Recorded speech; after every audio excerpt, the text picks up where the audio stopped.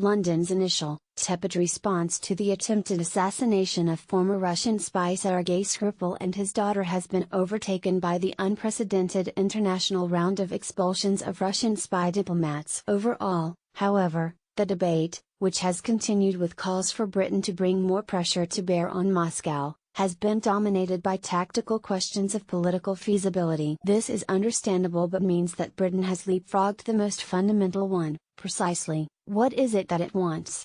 Objectives must determine tactics, not the other way around. As things stand, discussions about sanctioning Russia confuse three broad goals. Is the main goal deterrence? To punish Russia with a display of retaliatory resolution intended to demonstrate to Vladimir Putin that the costs of further adventure outweigh any possible advantages? In that case, the aim ought to be a broad barrage of measures, some of which have serious implications and others of which may be essentially symbolic.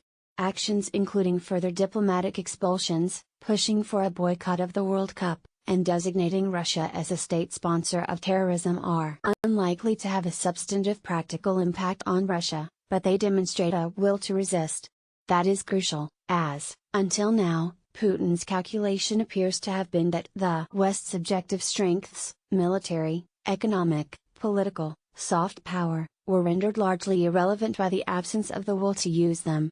Demonstrably closing that will gap is a powerful element in deterrence. Of course, in the short term the Russians will respond in kind.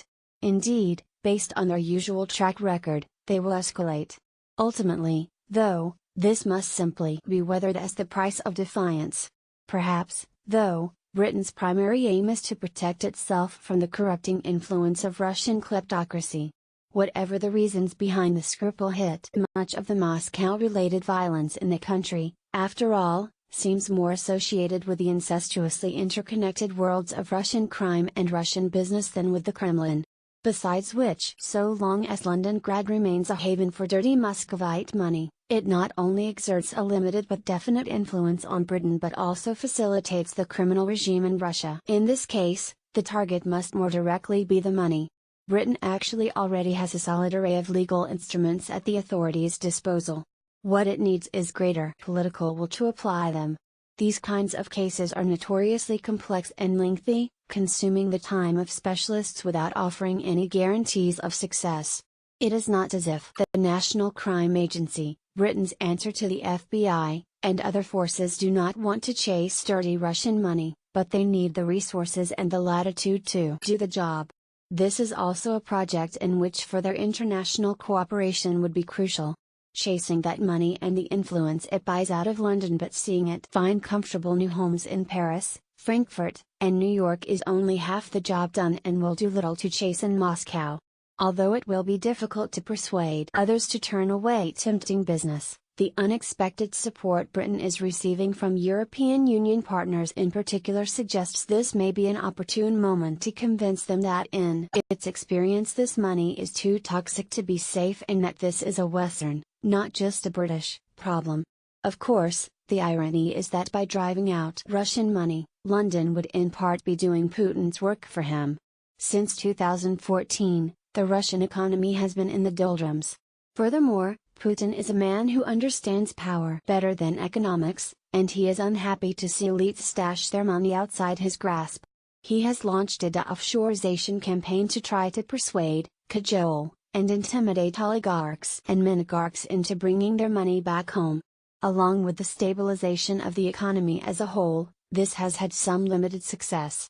While more than $31 billion flowed out of the country last year alone, this is a dramatic fall from 2014's $154 billion. The thought that Britain would actually be returning capital into Putin's grasp may be an uncomfortable one.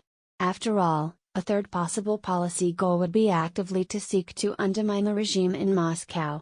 Overt efforts at regime change would be dangerous and likely counterproductive, but London may feel that it should not pass up opportunities to weaken the Kremlin, in the hope that this may tame its appetite for playing confrontational geopolitics. In this case, ironically, we ought to welcome capital flight.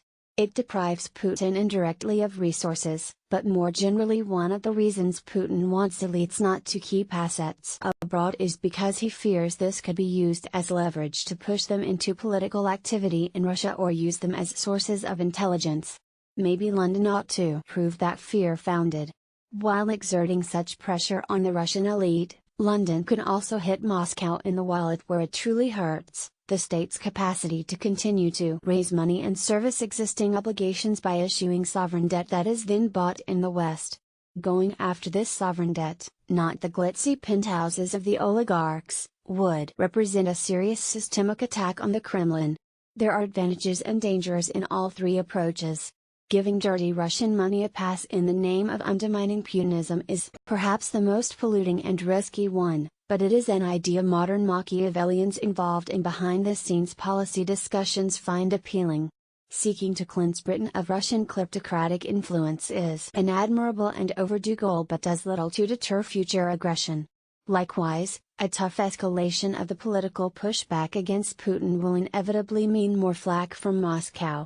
But the point is that there needs to be a clear, explicit, firm commitment to a strategic goal.